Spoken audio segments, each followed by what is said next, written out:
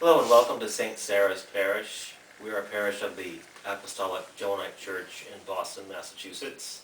And today we have a special guest, Reverend James Ford, who's the first minister at Senior minister. Senior minister. First Senior Unitarian Church in Providence. Who is going to talk about the second portion of our series, Mystics of the Commonwealth, in which we're discussing homegrown New England mysticism, and today I believe we're going to touch on the Transcendentalist movement. So, Reverend Ford. Thank you. So a little bit of background on the currents of spirituality that hopefully will take us into the Transcendentalists and then so as I reflect on the nature of religion, and particularly the great world faiths, I've discerned that there seem to be two principal currents or perspectives. All the world's religions seem to blend these two perspectives, but each seems to lead with one or the other. These currents may be summarized as revelation and insight. Each is concerned fundamentally with salve, with that great healing that most of us are seeking within religion, within our spiritual quests. But their styles are radically different. The first, revealed religion, this is seen as given directly from God to prophets and produces such documents as the Ten Commandments, the Quran, the Torah, the Bible. Second would be insight religion.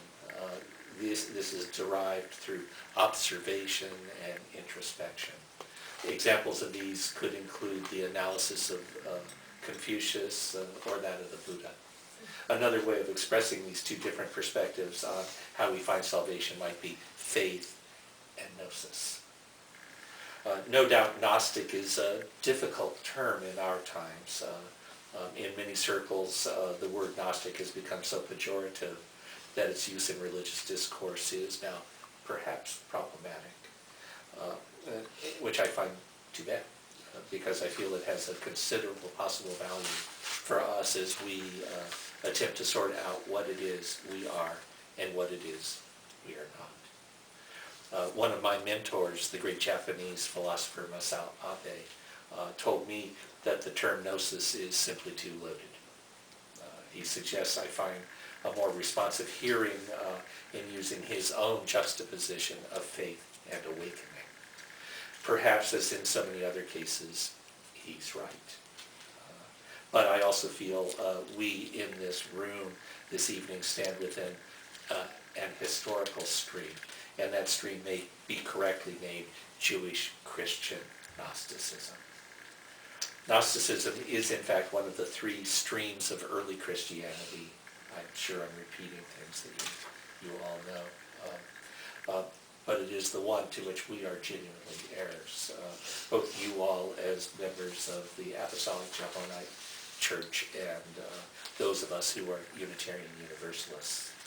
The proto-orthodoxy of Pauline Christianity is of course one. There was also and almost certainly Unitarian Jewish Christianity that seemed to dominate at least until the destruction of Jerusalem. Then there was Gnosticism. Gnostics include all sorts of perspectives, including various types of dualism, and in some cases obsession with an evil creator. But it included many other aspects as well. I'm sure everybody here is familiar with the work of Elaine Pagels, Finn Perkins, and others who speak to the broader perspectives that are classified as Gnosticism. I do suggest we should be gratefully attending to their work, as speaking, at least in part, to us about us. My central point is this: the critical aspects of this Gnosticism, of which I believe our two traditions both represent, are revealed as we examine salvation through the lens of wisdom, knowledge, gnosis. I believe it is at the heart of what we're all about. Of course, the specifics are in many ways considerably different from classical antiquity to today. This can be set of Orthodox Christianity as well. Our gnosis is fed by the Enlightenment and the rise of the scientific method. But we are also essentially a religious expression. We are not just seeking to accumulate facts, scholarly knowledge, but rather something. But rather our work is to find that salve, healing, release from suffering, discontent, angst, which lives like a worm within the human heart. And critically, as Unitarian Universalists, we find our way to the healing of the heart through the human mind. What follows is a reflection on some aspects of how this wisdom perspective has come to characterize what has evolved into Unitarian Universalism through a reflection on Elizabeth Palmer Peabody and the Transcendentalist movement. With that preface. Not too long ago, a Congregationalist minister told me, "James, I have a joke." I sighed. My Orthodox friends seem to like to look for jokes about Unitarian Universalists. "Yes," I replied. She said, "Did you hear about the notice for the Bible study group at the Unitarian Church?" She paused. Dramatic effect. Then concluded. It read, "Bring a Bible and some scissors." I paused. First, it was one I hadn't heard before, which is something of a novelty. But also I wasn't absolutely sure it was a joke.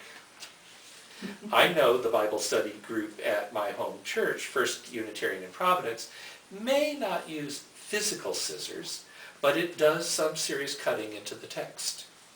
And I realized I also thought maybe literal scissors and old cheap paperback Bibles could make a pretty good adult program. Sort of a do-it-yourself Bible in the spirit of Thomas Jefferson. As is my wont, this then set me to thinking a bit further. Where's the humor here? What makes this a joke? The issue, I suspect, has to do with authority. Who says? This evening, I'd like to explore just a little who says within Unitarian Universalism.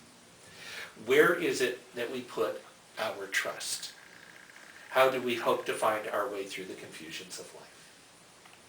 Is there a North Star in our comprehensive faith, which we all know lacks a creed or a single text we consider authoritative? I suggest the answer is yes, indeed. And with that, I extend to you a small invitation to consider where we come from, and with that, perhaps, get a sense of where we might be going. The Abrahamic traditions, Judaism, Christianity, and Islam, are religions of the book. In all these religions, authority is said to reside in the text. The problem for anyone who actually reads them is that the texts are not so clear as one would like them to be. So in Judaism and Islam, there are interpreters, scholars who have immersed themselves in both the texts and generations of commentaries. Decisions are found within the consensus of the scholars, rabbis in one, imams in the other. In Christianity, the seat of authority has been debated, sometimes bitterly, sometimes with a wake of blood following the debates. The first majority perspective was that interpretation was the proper responsibility of the chief pastor, the bishop, or possibly someone appointed by him. The second perspective, which arose in the Reformation, was that the individual held that authority. The Holy Spirit could guide the reader. By the beginnings of the Enlightenment, that idea of the individual being able to interpret the scriptures began to be parsed. And with that, a third view emerged, suggesting it was reason, rationality, the ability to sort things out that allowed people to understand the scriptures. Now, toward the end of the 18th century and the first part of the 19th, when Unitarianism and Universalism both began to differentiate out from American Protestantism, They both began with appeals to Scripture. And for them, the preferred tool with which to approach the Bible was reason. But within a generation, the application of that tool began to show the Scriptures themselves were inadequate, too limited, too much simply the product of human minds in particular times and places, and while occasionally representing what seemed universally applicable principles, only here and there. Also, other sacred texts began to become available to English-speaking readers. First, the Quran was translated, then the texts of India and China, perhaps most significantly the Bhagavad Gita at the end of the 18th century, and the Tao Te Ching in the middle of the 19th. As they read them, people began to wonder what source might inspire all these different texts. Was there some authority prior to the books? For Unitarians in particular, this question of authority, of what was authoritative spiritually, and who says, led to a great crisis, which would lead in a straight line to us. For the rest of this, let me anchor our reflection to a story. Funny how often the universal is found most clearly in the particular. Elizabeth Palmer, Eliza, was born in 1777 and raised in the congregation at King's Chapel up on Beacon Hill in Boston during the long ministry of James Freeman. She married Nathaniel Peabody, a dentist. They moved to Salem where they had 7 children. Elizabeth was the oldest, born in 1804. Mary followed in 1806, Sophia in 1809, Nathaniel in 1811, and George in 1813, Wellington in 1815, and Catherine in 1819. Catherine died within 2 months of her birth. Wellington died while a medical student. And 2 years after that, George died as well, leaving the 3 sisters and a brother. While the Peabody women were all brilliant, it seems a dark star rested over the heads of the men. First the father and later the sole surviving son would have marginal careers. Significantly, perhaps, only the 3 sisters have Wikipedia entries. Mary would marry Horace Mann, and while in the shadows of her brilliant husband, United States Congressman, abolitionist, educational theorist, and university president, nonetheless, she had a remarkable public life. She too was a social activist, pamphleteer, and writer. As a widow, she edited her husband's writings as well as writing his biography. She would also work with her sister Elizabeth in establishing kindergartens in America. Sophia would marry Nathaniel Hawthorne. Originally an artist, she devoted herself to her husband's career and after his death, to his memory. When she was 18, Elizabeth declined an offer of marriage, instead beginning a career as a teacher. It appears later, both Horace Mann and Nathaniel Hawthorne expressed interest in her before turning their affections to her sisters. In the end, she never married. And given what happened to her brilliant sisters and what we received as our cultural inheritance, indeed the course of our living liberal faith through her focused life, perhaps this was all for the best. Of course, in such matters, who really knows? Possibly the most important man in her life was the great Unitarian divine, William Ellery Channing. She first met him when she was 9 years old. They would end up having a lifelong relationship. As a young adult, she would work as his amanuensis, transcribing and editing his sermons and other writings. At first, her teacher and mentor, Channing would eventually cherish her as a friend and collaborator. Following his death, she would write his biography. Elizabeth opened and operated a number of schools over the years. In 1834, she helped Bronson Alcott establish the Radical Temple School in Boston. She was one of the 2 women, with Margaret Fuller, to become a member of Emerson's Transcendentalist Club. In 1839, Elizabeth opened her West Street bookstore in Boston, which instantly became the center of the Transcendentalist movement. She published several books by Margaret Fuller and several of Nathaniel Hawthorne's earliest novels. She was also publisher, sometimes editor, and occasional contributor to the Transcendentalist journal, The Dial, including in its last year of publication her translation of a chapter from the Lotus Sutra, the first Buddhist text to appear in English. The single issue of her journal, Aesthetic Papers, published Henry Thoreau's Resistance to Civil Government, better known these days as civil disobedience. She stood at the center of a spiritual revolution. Inspired by Frederick Froebel's kindergarten work in Germany, Elizabeth opened the first kindergarten in America and worked tirelessly to support it as a movement. You may have guessed, it worked. She was also political.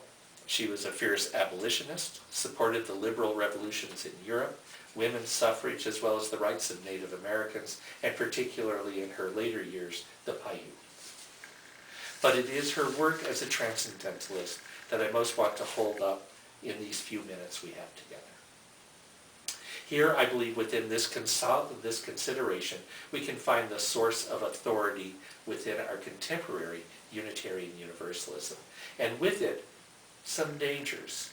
All traditions have them, as well as, in the example of Peabody's life, possible directions for us as we go forward in this century.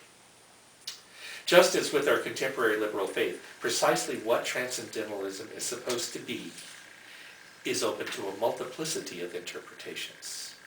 And I find it interesting how Transcendentalism, like contemporary Unitarian Universalism, seems to be a real problem for people of more orthodox persuasions. Tapping into the anxiety about Transcendentalism, the anxiety of those who worried about heterodox ideas, Theodore Parker, writing under the pseudonym Sinex, mocked them, pretending to be a country Unitarian who had just heard of the new thought. Alas, he writes, alas for the churches in New England. We all be dead men, for the Transcendentalists have come. They say there is no Christ, no God, no soul, only an absolute nothing, and Hegel is the Holy Spirit. Our churches will be pulled down, there will be no Sabbath, our wives will wear the breeches, and the Transcendentalists will ride over us roughshod. Not the breeches. Not the breeches. Of course, roughshod with what? What is the new authority that so many feared? The scholar Jeff Wilson succinctly describes this emergent tradition.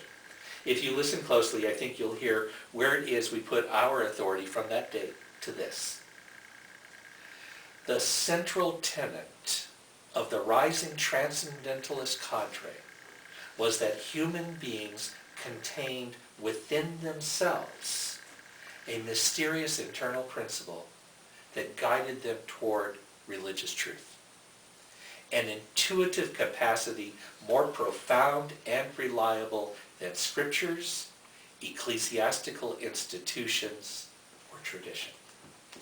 This spiritual sixth sense pointed toward transcendental truths, such as the universal brotherhood of all people, the ability of the human individual to commune directly with the divine, and the presence of the sacred in the manifestations of the natural world. Here we find our authority. The one the who that says is found within our human minds and hearts, discovered as we open as wide as possible. Now, it is worth noting how there can be differences in approaches within the large tent of Transcendentalism. Personally, I feel less kinship with Emerson, who often appeals to Platonic ideals with which I have little affinity, and more, much more, to Thoreau, who saw the power of the thing in itself, which is where I put my confidence. but both found their vision, their intuition, right here in this world. Through curiosity and openness to what is seen and smelled and tasted and heard. What we need is found here, in this place, in my heart, and in yours. I feel Transcendentalism's greatest value lies in how it held up our natural consciousness as the seat of divinity itself. But what immediately raised its own questions. The so what, which follows the says who. In this, all about the reformation of, is this all about the reformation of the self or the reformation of society?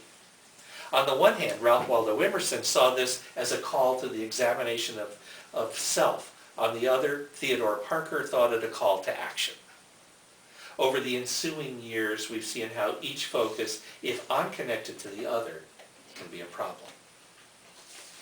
Jeff Wilson observes, both the self-culture and social reform versions of Transcendentalism have been bequeathed to modern Unitarian Universalism, part of the theological richness of our denominational heritage. But we have also inherited the tension between them. The very freedom and individual affirmation of our wisdom way can lead to spiritual navel-gazing, while constantly channeling religious impulses into political activities can leave one spiritually immature. Ego-theism, as Elizabeth Peabody termed it, and activism as religion, two risks that Unitarian Universalists and maybe contemporary Gnostics are vulnerable to, turn out to have a much older history than we might imagine. As I see it, this contemporary wisdom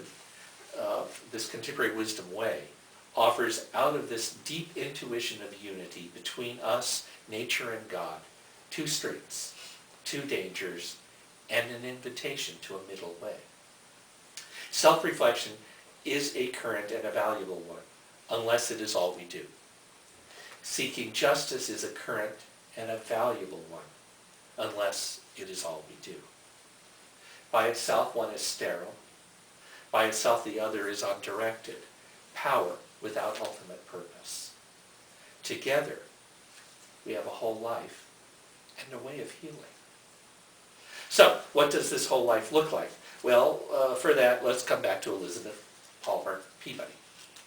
By midlife, she was overweight, indifferent to her dress, and as Philip Gura in his magisterial study of the Transcendentalist notes, famously absent-minded. Gura goes on to add how Thomas Wentworth Higginson recalled her as, quote, desultory, dreamy, but insatiable in her love for knowledge and for helping others to it. Henry James's caricature of Elizabeth in the Bostonians as Miss Birdseye portrays a distracted idealist, unaware of the real world around her. Supporting this perspective, historian Bruce Ronda suggests her energies had the air of noble but hopeless lost causes. No doubt her heart turned to those most in trouble, but I think this emphasis on dreamy and distracted misses the real person. There is a yes and quality to this remarkable woman, which I think points to what we can be in our contemporary wisdom religions. I suggest a whole Elizabeth Palmer Peabody to be an exemplar of what it is we are at our best. The great Unitarian minister, Transcendentalist, and social activist Theodore Parker probably put it best when he described her as a woman of most astonishing powers, many-sidedness and largeness of soul, rare qualities of head and heart, a good analyst of character, a free spirit, kind, generous, noble. Returning to the original question, to the question of authority, Leslie Perrin Wilson, curator of the Special Collections at the Concord Public Library, summarizes Elizabeth's Transcendentalism, and I suggest it also is a pretty good description of our contemporary wisdom tradition. That the seat of authority for us is, quote, a sense of the oneness of God, humanity, and nature. That's our authority. Here's who says, in this intuitive insight that we are precious and unique, but also bound up together as one, leads us on a quest of individual insight, the reformation of society, and the healing of the world as inextricably linked. So, what would this look like in practice? What is the sola? Wilson goes on to suggest Elizabeth Peabody had a particular affinity for finding unity amidst all kinds of diversity, social, cultural, historical, aesthetic, and linguistic. And above all, a powerful drive to express her philosophical idealism in concrete ways. For me, this sums up what we are at. For me, this sums up what we are at our best within our wisdom traditions. Thank you. Thank you.